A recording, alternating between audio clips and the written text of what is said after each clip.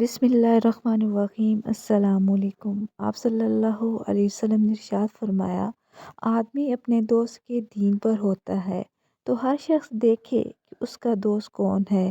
آپ صلی اللہ علیہ وسلم نے ارشاد فرمایا، 7 قسم کے لوگوں کو اللہ سبحانہ تعالیٰ اس دن اپنے سائے میں سایہ مہیا کرے گا جس دن اس کے سائے کے سوا کوئی سایہ نہیں ہوگا۔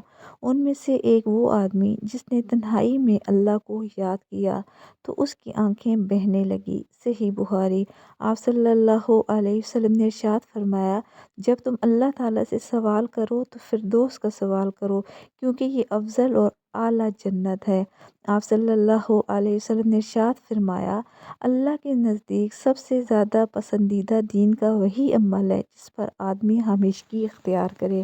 آپ صلی اللہ علیہ وسلم نے ارشاد فرمایا، جو کوئی صاحب ایمان بندہ درخت کا پودا لگائے یا کاشت کرے پھر اس میں سے پرندے کھائیں یا آدمی یا کوئی جانور تو وہ اس کے حق میں صدقہ ہوگا۔ صحیح بخاری۔ مزید حدیث جاننے کے لیے ہمارے اس دینی چینل سے جڑے رہیں۔ لائک اور سبسکرائب کرنا نہ بھولیں۔ شکریہ۔